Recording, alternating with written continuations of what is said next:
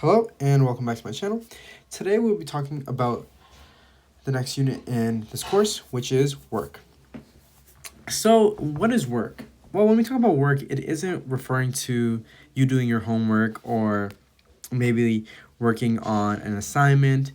Work, or more specifically, mechanical work, refers to a force applied over a certain distance. Now this can refer to maybe how you're carrying a suitcase along an aisle, or maybe you're pushing a box throughout your house. All these are examples of mechanical work. So what is the equation for work? The equation for work is it's a really simple equation. It's just work is equal to the force applied times delta D. Really simple equation. And what is the units? The units for work that we have are simply just joules.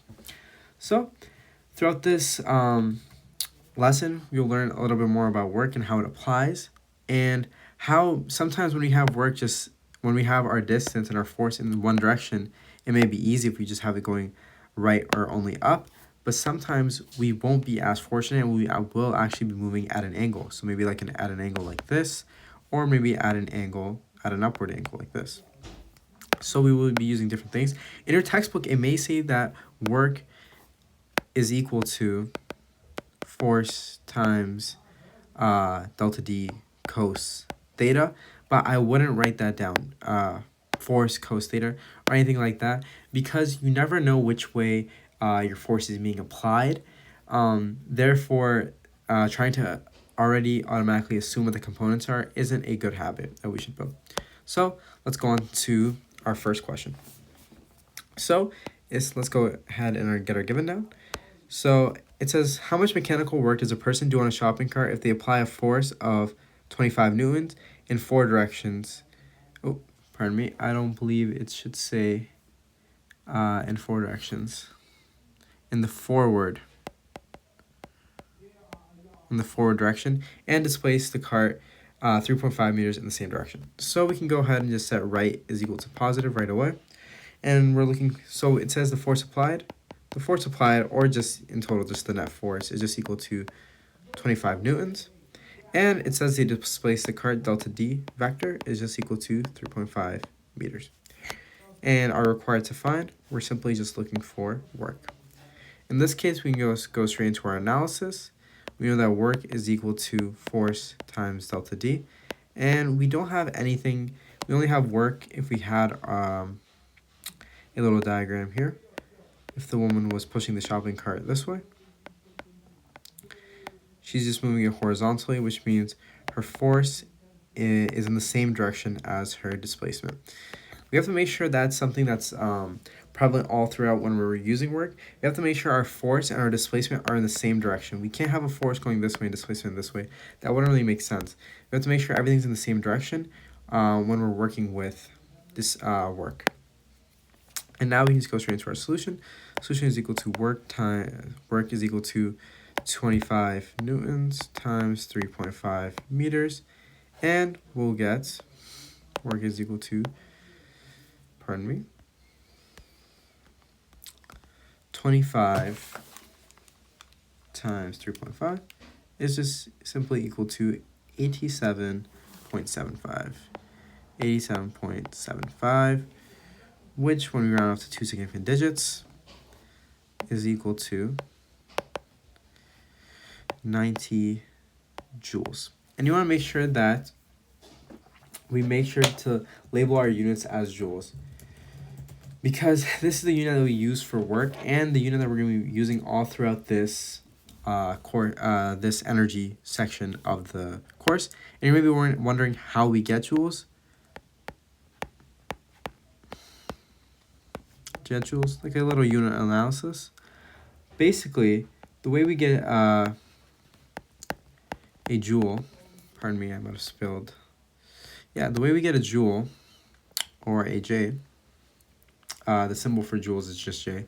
How we get a joule is 1 joule is equal to 1 Newton times 1 meter. So whenever you get Newton times a meter, you get a joule. That's something to keep in mind.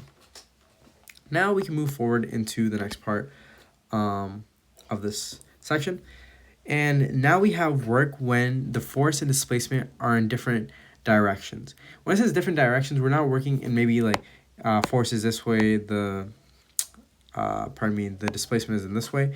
It's more like it's not all in one direction easily. So the way we get this answer is a little more intuitive. We have to use components, similar to how we did in the first kinematics unit, but it's not too much more work. It's just, no pun intended, it's not too much more thinking, really. So jump into the question. So it says, calculate the mechanical work done by a custodian on a vacuum cleaner. If the custodian exerts an applied force of 50 newtons on the vacuum hose and the hose makes a 30-degree angle with the floor, the vacuum cleaner moves 3.0 meters to the right on a level flat surface. Okay, so there's a lot to maybe digest there. So let's see what we have first. So an applied force, we need to go force applied, which is equal to the net force, which is equal to 50.0 newtons. Vector, vector. We can go ahead and then look at the next part. So it says that the vacuum, we have a little diagram here. So the vacuum makes an angle like this. This is how the custodian makes an angle. We can make this into a right angle triangle to compose it into simple components. So if we go down here and make a right angle triangle, like we did in that diagram there, one of the degrees is 30 degrees, correct? And we know that the force applied is actually 50.0 newtons. So the force applied is 50.0 newtons at a 30-degree angle. So when we're looking for our work, we want to make sure everything's in the same direction. And we're really looking for work in the horizontal direction. How do I know that? Because the vacuum is moving on the horizontal ground, right? It moves from right on the level flat surface. So he's moving from on the ground here. So he's moving the vacuum this way. So we're not really looking for work in another direction. We're really looking for work in the x direction.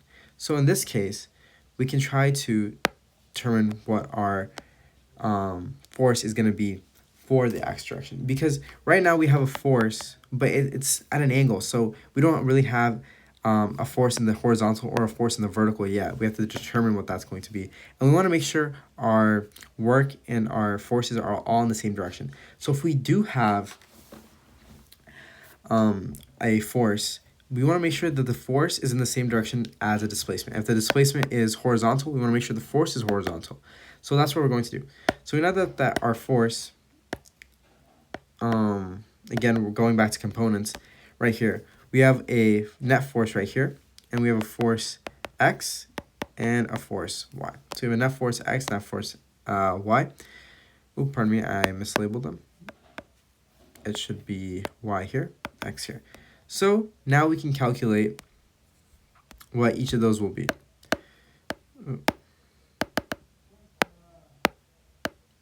Pardon me. Let me undo that.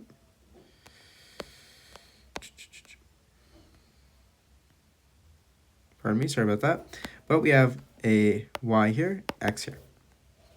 So let's figure out what our net will be. So we know that F X is going to equal, again, trig, simple trig. We have an opposite angle here. So we have sine theta times the net force. So it's F. We can put a vector there. Make sure to put a vector here. Here we didn't need a vector because we interpret our direction in a triangle. And we can just go Fy is equal to cos theta times our net force. Why cos? Because this is the adjacent side length relative to our reference angle. After that, we have it says that the vacuum cleaner moves 3 meters to the right. So we know that our delta D, you can put X if you'd like. Delta D X is 3.0 meters. Are required to find, we're looking for the work. Really, this part is what's going to be different if you're working in different angles. You want to make sure you draw your triangle and see which way the work will be. You can't always assume that your fx. Ooh, pardon me, I mislabeled these right here. You can't always assume that your fx will be oops, yx. You can't always assume that your fx will be cos and your fy will be sine. Just because in this triangle it worked out that it was right and up was our direction. See how this one went right and up? That's just how it worked out. Sometimes if you have a person and they're holding a lawnmower like this and the lawnmower is downwards, they may be applying a force and the angle is like this. The theta is right here. Well, now the horizontal, or the x, is opposite. So this would be sine theta times the net force, not cos theta. So you have to make sure and read the question and make sure what your question is really giving you and how you can use that. Because right here, it's cos, but it could be sine sometimes. You just really have to read through the question and really digest what you're looking for. Now we can go into our analysis. We know work is equal to force times delta D, vector, vector. Realistically, actually, because we're working in force and energy doesn't really necessarily have direction. In this case, we did put a direction because we were told it was moving a certain way. But because we are working in joules and energy doesn't really have a direction. Energy is just a scalar. So we don't necessarily need these vector signs here. It'd probably be better if we actually left them out. So all these times up here, where we did include a vector, you don't need to include a vector. It's probably more proper form to not include the vector. So anyway, now we can just go work is equal to force in the x times delta D in the x direction. And now we can just go work is equal to force in the x is just cos theta times net force times delta D. And we can jump into our solution. Solution is equal to work is equal to cos. So cos and our theta is 30 degrees. Multiply that by our force. Net force, which is just 50.0 newtons. And our total distance displaced is 3.0 meters. Again, you'll see that you have newtons here, meters here, which will give you joules. So work is equal to, now this is just from here, is just calculator work.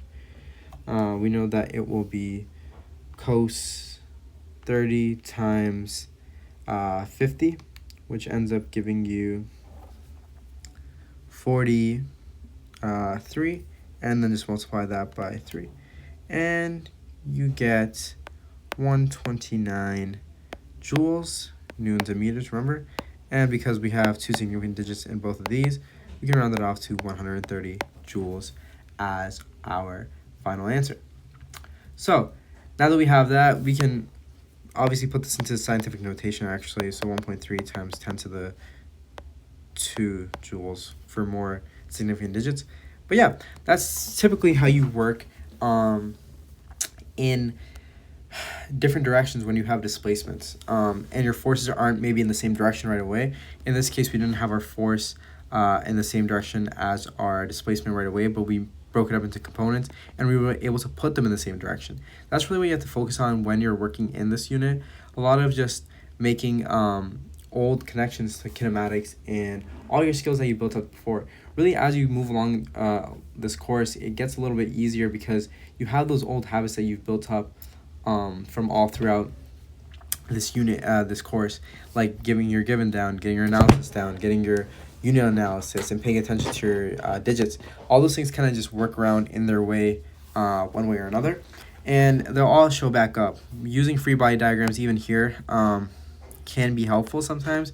Or just drawing a diagram in general. We drew this diagram for this person pushing the cart.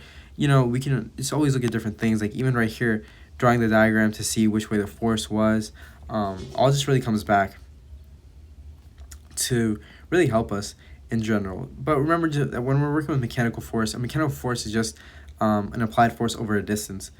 And that's really what it is. And our units are joules. So you just have to really pay attention to your units and all these little things to make sure they all work together. You just have to really work with the triangles, getting your subscripts down. All these little things will make a big difference in the end. But I hope you enjoyed watching the video. I hope you learned something. And remember, physics rocks.